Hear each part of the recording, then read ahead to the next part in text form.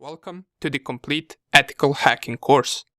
In this course, we will be covering everything you need to know as an ethical hacker, from theory to the practical examples.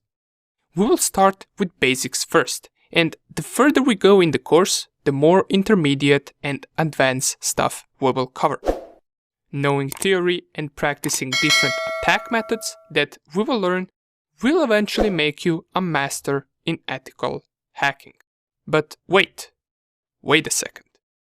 We just started the course and I'm already talking about being a master in ethical hacking. Let's slow down a little bit. What even is ethical hacking? And what does an ethical hacker do? Or you might also wonder, can I get in trouble by doing this? Don't worry. Remember, we are ethical hackers. This means we are hired to hack into a network or a device, or in general, we want to find as many vulnerabilities inside the target system, but not to do bad things. Quite opposite, we want to secure them. An ethical hacker who is hired to find as many vulnerabilities in a certain system is also known as a white hat hacker. Now, I mentioned a word system quite a few times by now. What do I mean by finding vulnerabilities in a system? Well, system can be anything. It can be a network of multiple computers, or it could be just one single computer.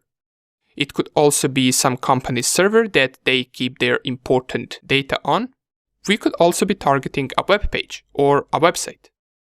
A vulnerability, on the other hand, is anything that could allow someone to have an unauthorized access to that system. We are there to discover them and secure them. But why are we doing this? Well, as you know, there are the bad guys, or also known as black hat hackers. Their goal is also to find vulnerabilities in a system, but not to secure them. Instead, they want to perform malicious activity once they gain access to that system.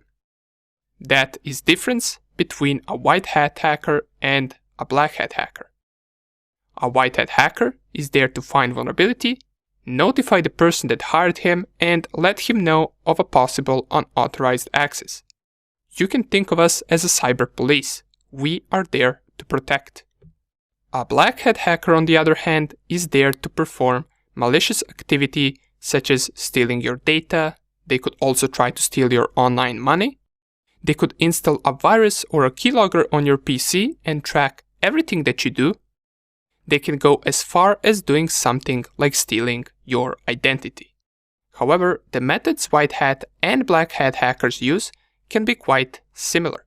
The difference is we as white hat hackers must make sure that we have a permission to target a certain system. An example would go like this. We get hired by a certain company.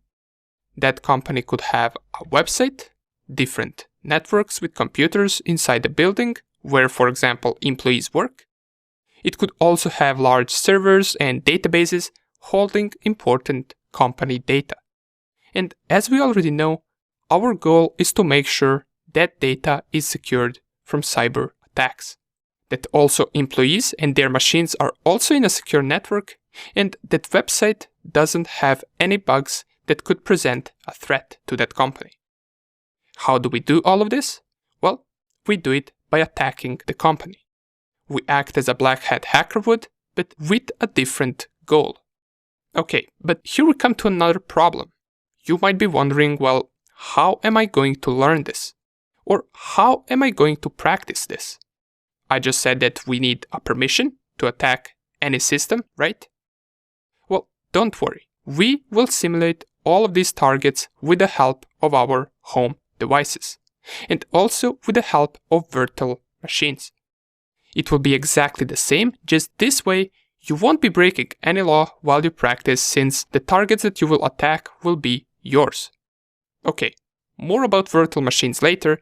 Right now I want to give you a small challenge. One of the biggest online cyber attacks is something called phishing. In most cases, phishing is an act of black hat hackers tricking you into entering some of your private data, such as usernames and passwords, into a web page that isn't to be trusted.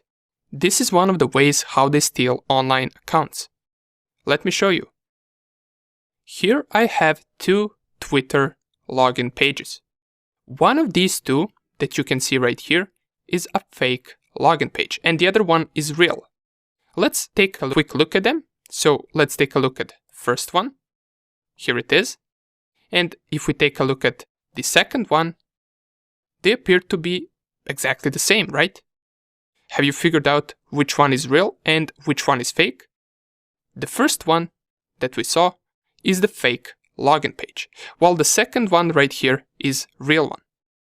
Let's mention some of the obvious reasons why this page right here that you're looking at is a fake login page that can be used to steal your account. Even though they are identical at first glance, if we take a closer look, we can see it doesn't really have twitter.com as the website name. Instead, we have some random IP address in our search tab, and this is the biggest indication that this page is indeed a fake page and that you shouldn't enter any private information here. The original page should be twitter.com. Another thing we can notice is that next to the website name, on a real page, we have this green lock right here. And this green lock indicates that this is an HTTPS page, or in other words, it is secured, as it says right here, secure connection. Usually phishing websites won't be HTTPS and they won't have this green lock right here. However, these two can be forged in a more advanced phishing attack. And just to compare, our fake login page doesn't have this green lock. If we click right here, it says connection is not secure. And even though many of you probably knew these things already, if you were in a hurry and you got redirected to this fake login page, you could potentially enter your password here, and little do you know, in just a few seconds, your account has been compromised and stolen by the bad guys, since the information that you enter right here on this page gets sent to them and not to twitter.com.